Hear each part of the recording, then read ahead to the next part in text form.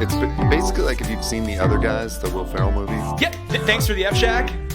Is that what you're gonna? Literally, that's what I was just. I was gonna pull that up because that's one of the things my sister and I joke about all the time. Like because I drive a Prius and he's got a Prius in that movie. I'm gonna get better at doing this. And she has, every time I'm home, I have to lock my doors because she'll always like write a note that says thanks for the F Shack, Dirty Mike and the boys, and like leave it in my Prius. Are we recording now? We are. I just decided to start just to get a nice groove going. Welcome to the Todd and Taylor Show. I'm Todd A. And I am Taylor Trask, and you are listening to what is essentially a pilot episode, I guess, right? Yeah? Yeah. It's a pilot episode in so many ways because we are sitting in Taylor's brand new podcasting studio. Live. Testing all sorts of new equipment, which is very exciting. I was going to say live in downtown Denver. We're near downtown. I mean, I can see downtown Denver out the window. It's a very cool view over in the yonder that we have. Yeah, we've got a lot of cool new toys, too. So this is kind of a pilot in a number of ways. It's a pilot for a new show called American Gods Cast, which we'll talk about in just a moment. But it's also a pilot for kind of this new setup. You know, we got a bunch of new gear and things. And it's fun. This will be kind of a new... This will be the rest of the Todd and Taylor show and all the Dare Network shows will be a lot more fun. True. I said welcome to the Todd and Taylor show, forgetting that it is welcome to American Gods Cast. But I think, should we not put this out on the Todd and Taylor feed to let people know this is coming? So, like, if you're listening to this, you're probably listening to the Todd and Taylor show, but this will also probably double on the American Gods Cast. Yeah, if Todd watches one episode of American Gods and thinks it sucks, then it'll just be the Taylor and guest show. The Taylor experience. Well, if Taylor watches an episode and it sucks, then this will be the shortest show we've ever done. It'll just be one single episode within the Todd and Taylor universe. Plus another episode to go, God, that was terrible. And it'll just be it'll be like Trump cast, just me constantly every week coming on going, this show needs to end. Oh man, I mean, I feel like there's probably like a dozen Walking Dead podcasts that do that. I'm not sure. Yeah. I have no read on that. I don't watch The Walking Dead. That was not a trolly comment. No. All you Walking Dead fans, we respect and love you. Yes. Disclaimer. But no, this is... really been suckered into watching this season.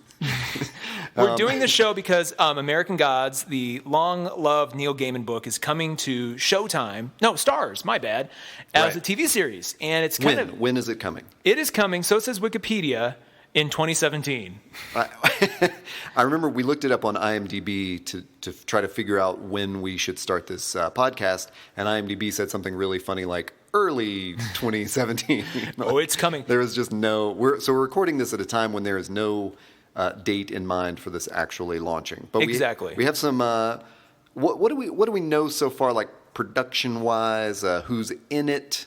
Well, that's the fun part. So they announced. Goodness gracious, Let's rewind. They've been working on this as a TV show, as a pitch for years. Like originally HBO was going to do it, and then they passed on. I think they had optioned it for a couple months, and then those of you who do not know, Neil Gaiman writes very slowly when it comes to TV. Anyway, he's admitted as much. He's not as adept at writing for production budgets and for time and that kind of stuff. He's perfect with books and comics and all those wonderful things. But yeah, he's crazy productive. So he when they optioned it, Tom Hanks's brother John Hanks. Tom Hanks' production company Playtone had had basically become the producer partner for it. Oh. They were setting up a deal at HBO and it just fell apart. So then it was kind of back on the table, and then Starz, wanting to really push in fact, you can see here, this talks about HBO, on the computer screen that you all can't see at home. Starz picked it up, and Starz has been making a big push to be the new HBO. In fact, a lot of former HBO executives are now at Starz. What the hell is Starz? Starz is just a TV network, just like HBO or Showtime if you don't have it at home. Hulu's... Can we get it on cable or on an app or what? Well, what's nice about that is Amazon, Hulu's got a Starz relationship of some kind, but Amazon also does. So you can actually, what Amazon's been great at lately is you can add a channel subscription to your Prime membership. So you get your Prime Video, and if you want to add the Showtime thing and see all the new Showtime shows, you can spend another like $8 or whatever. So I might do that, but I also might find it just wherever it may live on the internets until they decide to put it out in a regular schedule. But Starz was the one who's optioned it, and they've been producing it now for a little over a year. And I think all of us who are fans were kind of like, well, we'll believe it when we see it. And when we finally got casting news, I think everybody was like, holy shit, this is really going to be a thing. This is actually happening now. So yeah, that's kind of where we are. I feel like we should rewind even more though, and just talk about what is American Gods as a story. Oh yeah, we will do that. I want one point of contention. Okay. You say Gaiman, I say Gaiman. I said Gaiman. Wait, do you say Gaiman, or maybe I have it the opposite? You say Gaiman and I say Gaiman. Yes. I don't know which is correct. I think Gaiman. Well, here we should just Google that. Which is better? Can we just call him Gamey? Sure, Neil. Good old Neil. Good old Gamey. Gamey Neil. Just like Doctor Strange's sidekick, Capey. Remember Capey? Haven't seen Doctor Strange. Doctor Strange's cape is a animated buddy that he hangs out with, and Yeah, it has googly eyes. Talks to him. It should have a Google. Come on, Steven. Let's fly out of here. That's the first and last time Todd will ever do a voice on this show. You're eerily close, though, to Michael Knight's Knight Rider car. Hello, Michael. I do not have the gravitas of what's his name from General Hospital or whoever that was. Mr. Sweeney from Boy Meets World. Yeah, he wasn't in General Hospital. What was he on? St. Elsewhere, maybe? Yeah, he's been in a bunch of stuff. But it's funny because I remember watching Boy Meets World. Oh my God, we're off track. And Mr. Sweeney. Well, wait, hang on. Is it Mr. Sweeney? Whatever the hell the principal's in Boy Meets World. He started talking, and I remember as a kid going, who have I seen? Where do I recognize this voice from? And I couldn't just IMDb it at the time because this is the early 90s and it didn't exist. So you just kind of had to sit there and we used to have to sit around just confused because we couldn't tell which actor was from which other thing. Yeah. And then you realize that's the face of Kit, Knight Rider, that talked Michael Knight through his toughest adventures, and it was very weird. Yeah, yeah. So he was Corey's principal in Boy Meets World. Welcome to Boy Meets World Cast, the show where we talk about all our favorite Boy Meets World and Girl Meets World moments. Todd has never seen an episode of either of these shows. That's okay. Let's talk about the casting of American Gods, though. Right? Wasn't that where we were? Yeah. Sorry. So this is where like most shows, casting is important. And if you're a fan of the books, you get really particular with the casting. Now, what's fun about this series, unlike our other show, Wednesday in Westeros, I am very familiar with the book. Todd is not. Oh yeah, that's a good setup for this podcast. Yeah. So, Wednesday in Westeros, I have not read a single Game of Thrones book. I Wikipedia'd a lot of stuff, but Todd is very familiar with the books. So I'm kind of following along via the TV series. Here it's flipped. So I, coming into this, had a lot of really specific ideas of what I thought the cast should be. And, IO9 and all these geek sites for the longest time are like, they're throwing out, people in the comment sections are like, there should be Anthony Hopkins and should be the blah, blah, blah, blah, blah. There are two major characters that sort of had to set the tone. One of them is named Mr. Wednesday, who is the sort of homeless-ish, representation of the god Odin in America. And then the main character is a character named Shadow Moon, who is this sort of big, ex-con kind of guy. And I was never really particular about who would be cast as Shadow. Apparently they found somebody who's, who apparently fits the role pretty well. This guy right here. I'm showing Todd on the screen. I recognize this person. Yeah, he's in some other stuff. But what was really important, what really was going to set the tone was the casting of Wednesday. Now, Wednesday, the obvious choice was, Anthony Hopkins, but since he was Odin in Thor, that seemed a little bit presumptuous. And also, he's in Westworld and crushing it in Westworld. Oh, my God. So, sadly, he's off the table. A lot of other people mentioned, like, Eddie Izzard, like a bunch of cool, interesting ideas. I will take credit for the fact that I said months before it was announced, you know what? Ian McShane would be badass as Mr. Wednesday. Everyone should thank Taylor for this casting decision. And I'd said that, and I remember saying it in IO9 and having like a bunch of comments going, oh my God, that's genius. And then, lo and behold, Ian McShane was cast as Mr. Wednesday. Whom I know as Brother Ray from Game of Thrones. So you haven't ever seen him in Deadwood? No. Oh my God. Never. I don't think I've seen him in anything. Not even Pirates of the Caribbean, because he was Blackbeard? Oh, right. Which on the Gaiman and Gaiman controversy, I also pronounced that movie Pirates of the Caribbean. We should start a show called Gaiman Gaiman. We just talk about the works of Neil Gaiman. Gaiman. So Mr. Wednesday is officially Ian McShane, and then from there the cast kind of came together. There's another character called Mr. Nancy. That's this representation of the god Anansi, and he's played by Orlando Jones. Orlando Jones, for those of you who don't know, it's been a hot minute, but Orlando Jones used to be in Mad TV back in the day, and he's a very tall, very specific-looking African-American gentleman. But he's cast as Mr. Wednesday, and I as soon as that happened, was like, of course. He never once thought about this guy. And he is like, I look at him now and I'm like, of course, he's Mr. Nancy. Of course. And the rest of the cast kind of came together. So the casting has been pretty freaking spot on. I mean, let's not leave out Dane Cook. Well, let's do. Well, what's funny about that? So, okay, what's really funny about that is the character Dane Cook is playing meets a very grisly end very early on. So it's spoiler alert. Well, Todd and Taylor trademarked saying spoiler alert after we spoil something. I would assume if you're listening to this show, just any of our shows, expect to be spoiled. So, and I bring this up because a lot of people will hear Dane Cook and go, oh, ew. And I'm like, I want to set this. He's more of like a stunt casting than anything else. You're not spoiling it. You're improving it by going like, yes. Don't worry, he won't be around long. My point exactly. Now, But I mean, other than him, the casting, this is ridiculous. Like, so we're looking at, I haven't really taken a look at this. I knew Ian McShane was in it, but Taylor and I are presently looking at the cast list, and it is ridiculous. I knew Gillian Anderson was in it. Or is it Gillian? Gillian Anderson. Gaiman Anderson? Gaiman Anderson? Now, here's the thing about her. They created a new character for her called Media. So the conceit, real quick, the conceit of the story is that there are these old gods who, when the immigrants came to America, they brought their old gods with them, and they kind of became personified. Okay. And there are these new gods. So the old gods are like Odin and Gotcha, Jesus. Well, sort of. I mean, Jesus is never mentioned, but it's all these Apollo and all these kinds of things. The new gods, there were like things like computers and currency and like kind of the new things that Americans are obsessed with. Gillian Anderson plays this character called Media, who is their sort of spokesperson. And just that alone, the fact they put her in this as that character is amazing. I can't wait to see. I mean, she's fantastic in everything. Oh, God, yeah. She's like a fine wine, too. Like, the older she gets, the cuter she gets, and I don't know why. It's just like, for me, I'm usually anti-cougar. I love a cute wine. A cute wine by Gillian Anderson. A cute old wine. She's not that old yet. Dude, now that I know how old you are, she's not that much older than you. I should... Let's be clear here. You could date Gillian Anderson and get away with it. I'm a little bit in cougar territory if that would happen. Anyway, let's move on. The other interesting casting here is Crispin Glover. Yeah. As Mr. World. That's not the only. I mean, Corbin Burnson, Kristen Chenoweth. I forgot about Corbin Burnson. Yeah, it's incredible. As Vulcan, that's a new. Yeah, so Crispin Glover though, that's amazing. So that character, Mr. World, is that straight out of the books? And what do you expect out of that? It is out of the books, but that's one of those things I don't want to spoil at all. Okay.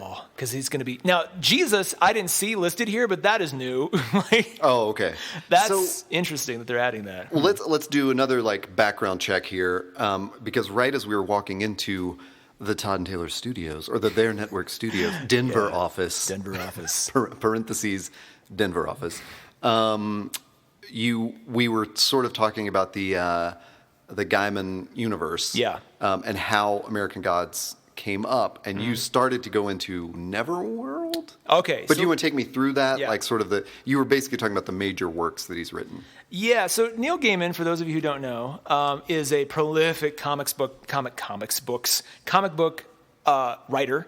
Sandman, a lot of Batman, DC, very, very prolific in the DC Vertigo verse. I don't think he's done anything for Marvel, has he?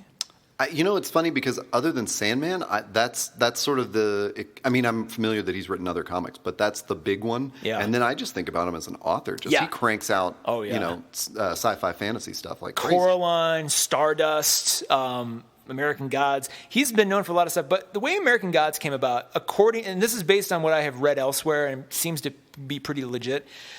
In the mid-'90s, he co-wrote a TV series for the BBC called Neverwhere.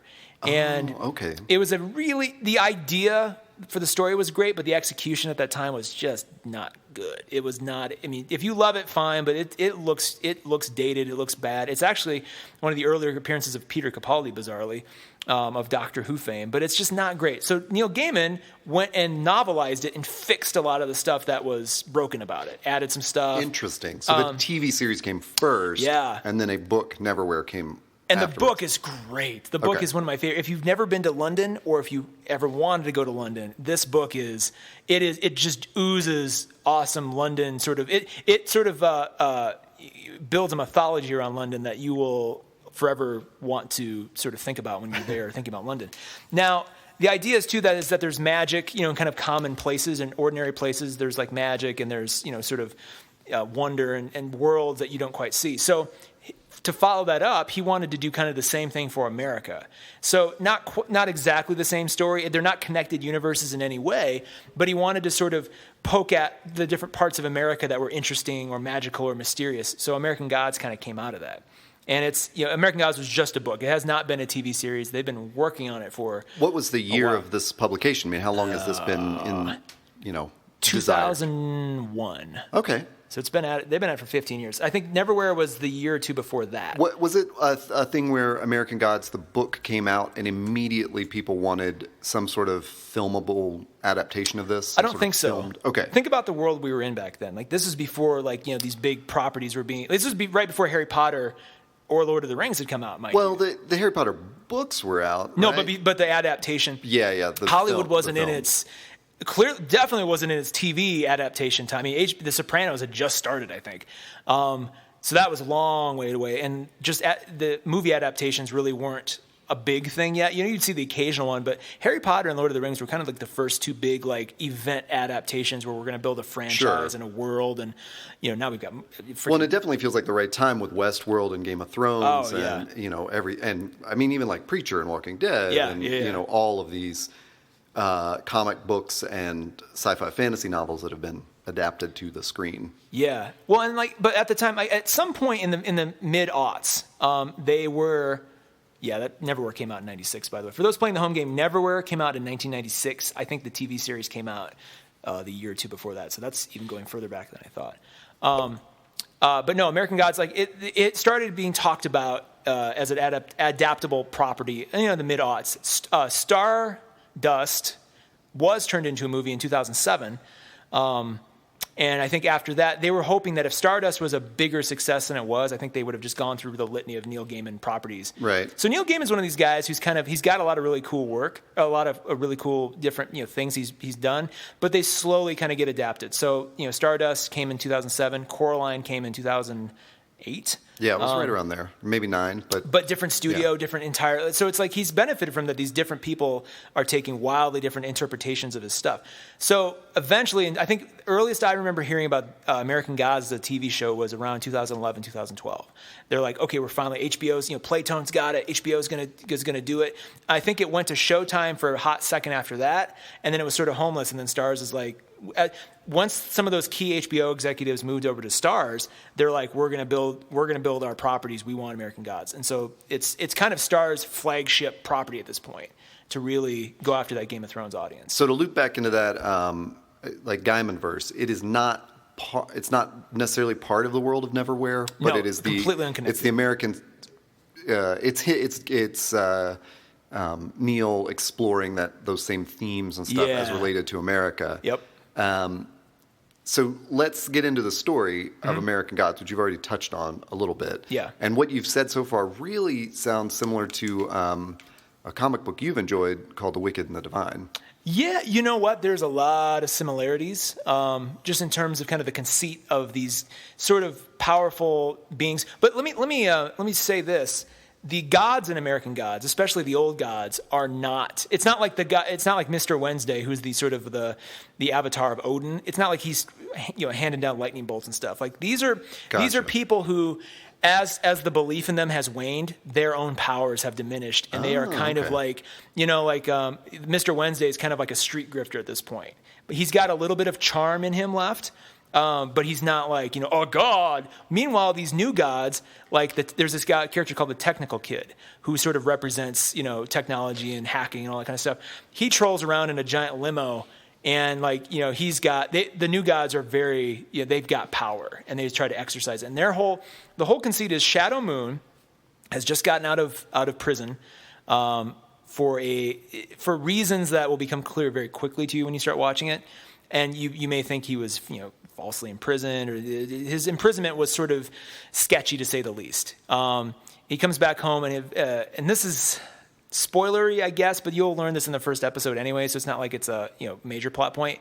His wife dies, and so he sort of is despondent and he's looking for something to do, and he runs into Mr. Wednesday kind of right off the bat. And Mr. Wednesday starts to sort of recruit him into his schemes. And as he does that, he starts to see a lot of Mr. Wednesday's associates and things are these old gods that kind of come out of the woodwork and join them on these adventures. And Mr. Wednesday's whole thing is, we're going extinct. As the belief in us has waned, like we're losing our abilities. We're basically fading away more or less into obscurity. And some of the gods, the formerly mighty gods are homeless and just kind of. So they're trying to find a solution to that. Meanwhile, they're being sort of hunted by the new gods, and Shadow's kind of caught up in the middle of the whole thing. And so wait, why are they being hunted? Because the new gods want to get rid of them. They're like, you guys are old. They're like, you're in the way. We don't want any of this. Is it kind of is that kind of an allegory? Like these are the new gods that are replacing the old gods? Is that almost like just literal? Like the new gods say that in this? They say it, but it's very much an allegory too. Okay. Like the theme is like, all these new, like the things that these immigrants brought with them are being quickly replaced by all this new technology, new, credit cards and consumerism and all this kind of stuff. TV media, like all these kinds of things. I'm wondering, by the way, if Gillian Anderson only ever appears on screens. I wonder how they're going to do her character. It'd be hilarious if like you never interact with her really. She's just always on a screen somewhere. Yeah. Like reading the news or whatever it might be. So Shadow's kind of caught up in all this, and he's recruited into like a bank robbery with Wednesday and all these kinds of things. So you kind of see like the extent of Wednesday's abilities.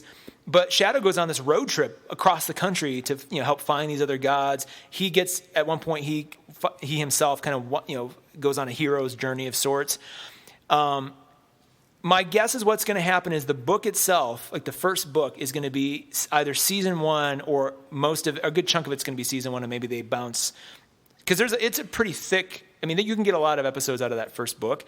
There's not a sequel or anything, but Neil Gaiman has said, if this goes on to be 3 or 4 seasons, like I'm going to help build a world that will support multiple storylines. Which is such a cool thing in itself. When we, one of the things we touch on in the Game of Thrones episodes that we've talked about and other, comic to screen adaptations is what's canon and what they go off of, like what the filmmakers go off of. So it's very interesting that the creator is all for this and saying, not only can you go off script, but I will help you go off script and help keep all this sort of in the general, Gaiman universe.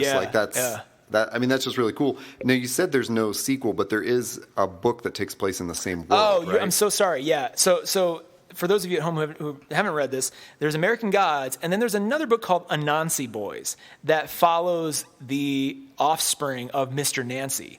So Mr. Nancy, in the first book, something happens to him, and then we sort of follow what happened, his story and like his sons in Anansi Boys. So those two are very much connected, but not.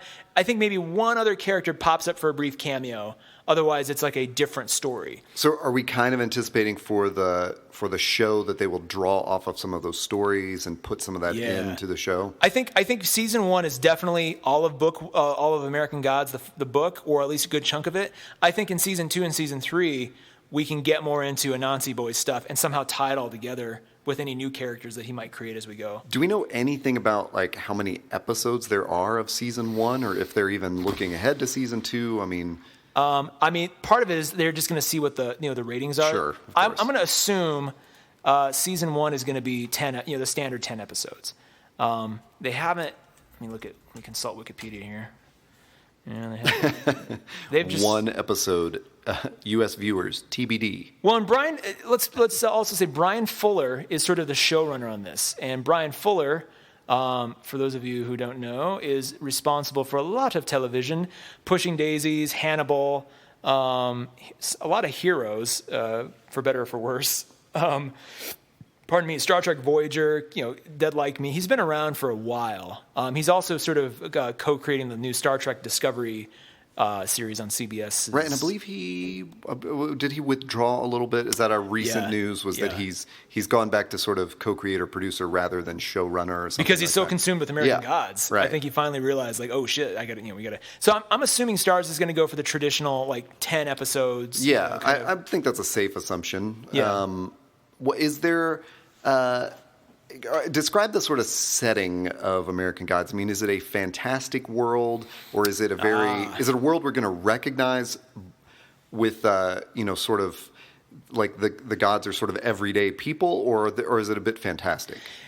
A little both. Okay. So there's a lot of confusion about this because as set pictures have come out, some of us, myself included, when you read the story, they talk a lot about kind of like the gloomy grayness of America because it's supposed to be sort of late fall, early winter. So like a lot of the setting is like, gloomy and cold and sort of dead. But it's interspersed with these big fantastical things like House on the Rock. This is kind of a spoiler, but if you've ever heard of American Gods, this is pretty obvious. House on the Rock makes a pretty major appearance early on. And House on the Rock, if you've never been, is the craziest place in America. It is one of the things they describe. What really hooked me into this book, where I was really like, oh, I'm in now, is where Mr. Wednesday's taking Shadow to meet the other gods. He's like, we have to go to a place of power. And he's like, what do you mean? He's like, well, a spiritual place. And Shadow's like, a church? And Wednesday's like, son, churches are on every street corner in America. No, I'm talking about places of power. And he kind of goes on this monologue to say, have you ever seen those places on the side of the road that people stop at, and there's like tourist attractions or little quirky places or landmarks of some kind, but people stop there and you don't really know why. Like those are real places of power. And he kind of like uses that to describe a bunch of touristy little things. And House on the Rock is this place, and this is true by the way. The guy who built it built the original house as kind of a big fu to. Oh my God! Homeowners Association. Yeah. Essentially, hang on, Wisconsin. So this is a real place in Wisconsin called House on a Rock. House on the Rock. House on the Rock. Okay. What's the name of the major museum? There's an architect from Wisconsin. Oh my God. Frank Lloyd Wright. Frank Lloyd Wright. Thank you. So one of Frank Lloyd Wright's assistants or sort of proteges. As a big FU to Frank Lloyd Wright, built this Japanese like mansion on this hill so that Frank Lloyd Wright's property, when he woke up in the morning, would have to see this thing.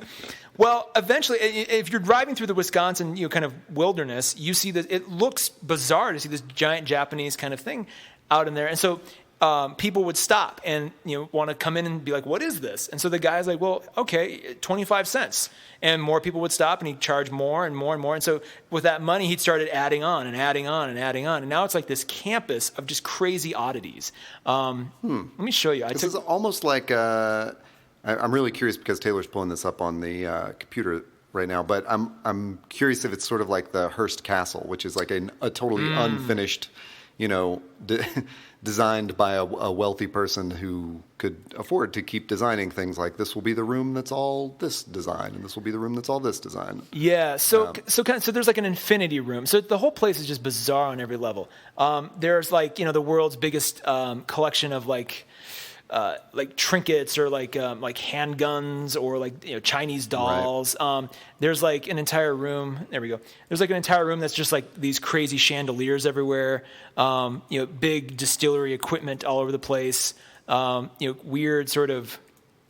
We're looking at pictures for you at home. It's yeah, it's thrilling. There's like circus room. There's like crazy it's creepy as hell, but it's also it feels like the closest thing to being in a dream you'll ever have. And like there's like these weird broken like animatronic orchestras all over the place. Whoa. Collections everywhere. Like a creepy old steampunk Chuck E. Cheese room. Yes, there's like this thing called the Infinity Room, which let me get a better picture. So I'll do a backwards plug here. When Taylor and I did our Comic-Con summary, which is in season 2 of the Todd and Taylor Show podcast, right around episode 4 or 5 maybe. Mm-hmm. We were joined by our friend Emily Kelly, who talked about a panel. She was the host of a panel at Comic-Con in San Diego where they were talking about, it was all about geeks and traveling on sort of geeky adventures, and Taylor brought up that he sought out House on a Rock after reading American Gods, to just see this place in the flesh and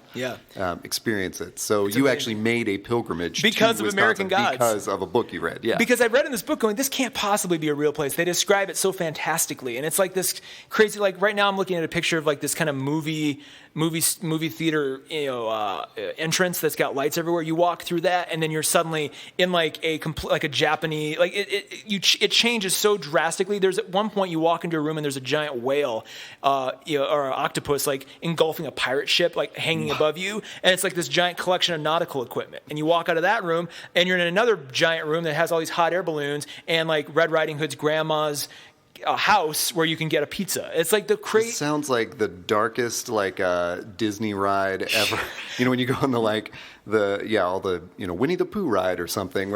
Oh yeah. So in American Gods, he's like this is a place of power, and so as more people came, he charged more, kept adding on to it, and it's like this place in America that just people come to and they don't know why. Right. And it's a nexus place where they can. So it's such a cool idea to write that into the story. Like, of course, these places are going to draw people anyway. Yeah. Like the Alien Jerky Hut outside of Vegas. Rock City in Tennessee is another one. Oh, so these are other places that play a role in American Gods. So he goes on this road trip. So and they visit these places, awesome. and they all. So what's more American than like a road trip? That's so perfect. And as they go, so like and to answer your original question, like it's a gloomy kind of environment. Like they pick up this other god in Chicago, or I think it's Chicago, and he's like, he and like 6 other immigrants are living in this house, and they have to kind of like cajole him to reveal that he's one of the gods and bring him on this journey. But at the same time, so it's this kind of gray, gloomy, cold thing, but he keeps injecting these really potent, like fantastical kinds of scenes in. So it's this roller coaster of visual, in your head. You're like, wow, this contrasts really nicely. And let me just show you too. Like right now, I'm showing Todd on my computer. We had some pictures pulled up. They've actually Newsweek, Entertainment Weekly had some shots. So like this right now, we're looking at Mr. Wednesday, and there's like they're in this bar that's like an alligator's head. Like this was described in the book, right? So you see like it's very surreal and colorful and stuff. So this is Shadow fighting this sort of Irish god. So Gaiman's also sort of creating his own magical places in this America. Yeah. Like he's sort of tying in his fantasy with this, and then also making these touristy traps into magical places themselves. Exactly.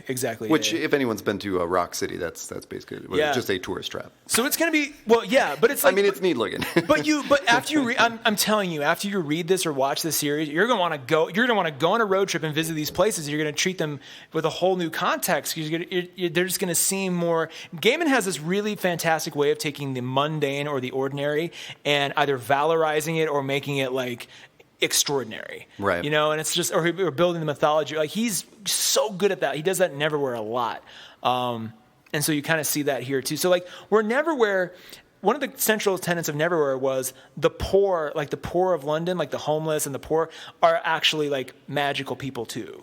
And they're what does this thing called London Below really work like? So like the contrast with American Gods is kind of these immigrants and these people who've been here forever are actually sort of there's something interesting or otherworldly about them that don't just disregard them. So there's kind of those themes that run through it.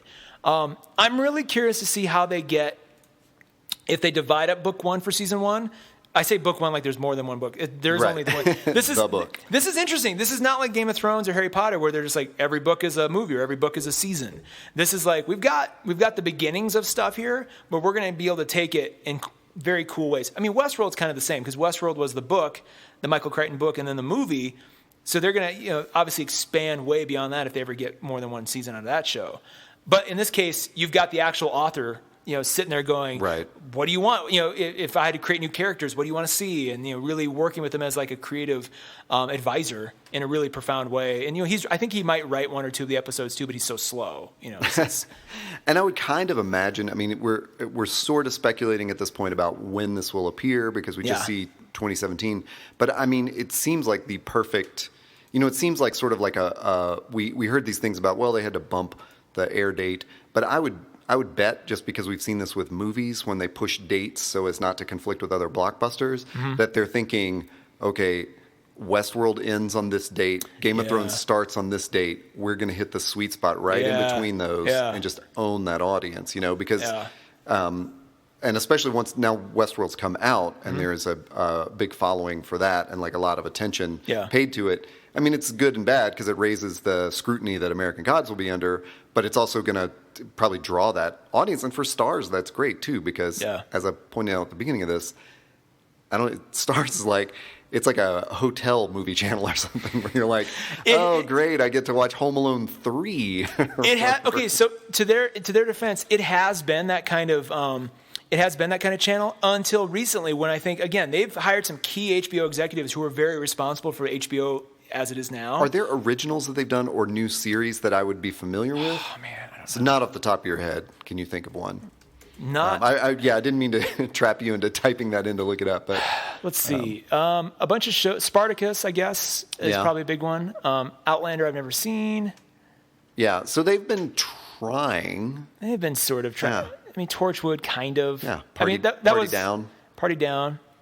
Yeah. Nothing big. So this would be a big breakout. This is their first like keystone series. Yeah. Like this is them putting their foot in the dirt, going, we are joining Netflix, HBO, Showtime as this kind of network. Well, and it also, to bring us back where we started, it almost sounds like with the treatment that Neverwhere got on British television, that maybe like sort of it was a little before the time, like you'd pointed out, like maybe it was before the time of where networks knew how to treat this stuff. Yeah. And now we have sort of a template that this beloved novel, but largely unknown to the mainstream audience, can, like they've got a template to insert it into television. Like we all, we know how to consume stuff now. They're gonna shoot a whole season at once, release it probably weekly, I'm sure. Yep.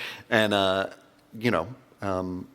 think one of the other interesting things about us continuing the Gods cast is that I'm the type of reader who, once I'm interested in something, I want to read the book before I see any of it. Okay. So I already own this book, but we were definitely going to do one podcast before I've seen anything, so I could sort of ask the neophyte questions. Yeah. But I would assume, I kind of bet that my curiosity is going to get the better of me, and I will end up cramming this book. As soon as we hear an air date, I'm going to spend like a week just reading this book. What's cool about this, though, is that unlike Game of Thrones, until very recently, you'll read the book, but we'll both be completely clueless after season 1, more or less. Yeah, right? Exactly. I mean, if they incorporate Anansi boys somehow, maybe, but then like there will come a time a lot faster. I mean, Game of Thrones has hit that where now they have to get ahead of the book, so now everybody's sort of wondering where this is headed. Because it was just one book and then another sort of sequel-ish kind of book, they've got a lot of world-building tools, but they're going to take it in places that I couldn't even imagine, Right. So we'll be able to kind of watch it like with fresh eyes pretty quickly. But it is kind of nice to know, to be on the inside track, to know, all right, I know how the story goes now. Don't let me down. I want to see this represented this way. That's one of the sort of the pros and cons about knowing the story ahead of time is you're so married to what you think the visual should be. Right. You're a lot less forgiving when it's not that.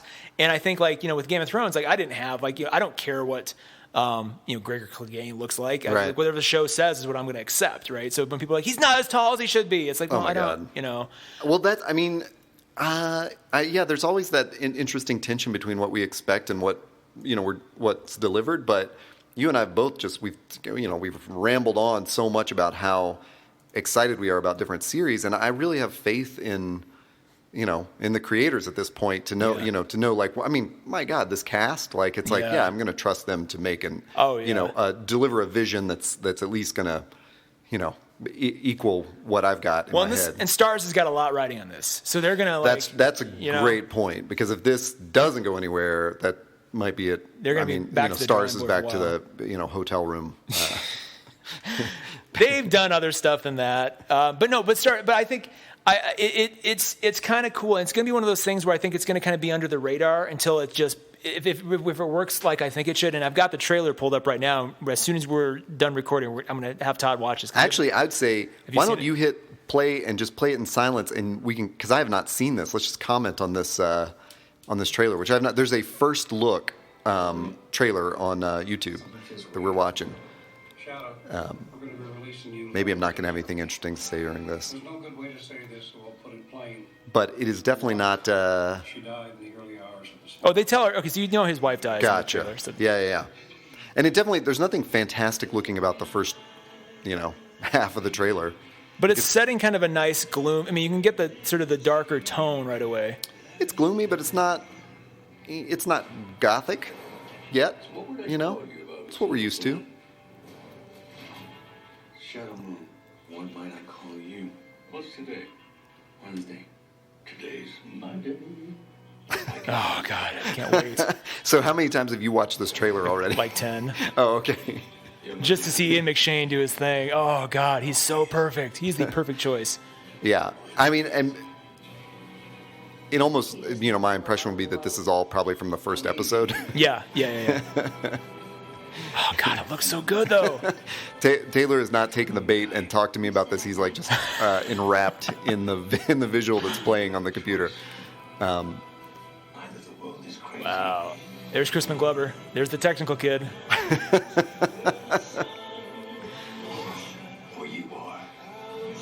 Yeah, and then he starts to see gods more, kind of. Well, so now is Shadow a god? What's his role in that? Did we touch on that? That is a spoiler. That's the mystery I don't spoiler want thing. to say. Okay. In fact, I would say the entirety of the book is his discovery of who he is and what he is. And so you and I have talked about this too. When we've talked about how to do American Gods Cast, I think what to anticipate from us is once there is more news of like when this is actually coming and we've got a full trailer. Yep. Because like we said, this is just a 2-minute teaser that's on YouTube right now. But once we've got that, we'll probably do another podcast and just sort of review it. Yep. Possibly at that time I will have started reading. And then we're probably going to do it like Wednesday in Westeros where every week when a new episode comes out, we are going to regroup as soon as possible after that episode. Yep. And we're going to put out our own episode discussing that episode of American Gods. Exactly. Yeah. It'll be fun. I can't wait to jump in. Hopefully, y'all are interested in this too. And if you don't know American Gods and you just want to watch the show, that's cool. If you want to read the book ahead of time, we'll keep you updated. And you'll be able to find this via their.network and where all our podcasts are. Also at AmericanGodsCast.com. That's Gods perfect. Cast plural. Gods Gods. The gods are plural, not the cast. That's Gods right. Cast. Godscast.com. American Gods Cast. .com. So so consider this like a teaser for the show that we will do when the show itself is actually out and running. Yeah. And I look forward to it greatly. Cool. In the meantime, where can people find you online? At Taylor Trask on Twitter, and you, sir? I am at HeyToddA on Twitter. Excellent. And you can find both of us at there.network. Type that into a browser. It's not .com. It's not .net. It is .network. .network. There.network. And we will see you guys when this all gets going. All right. Later.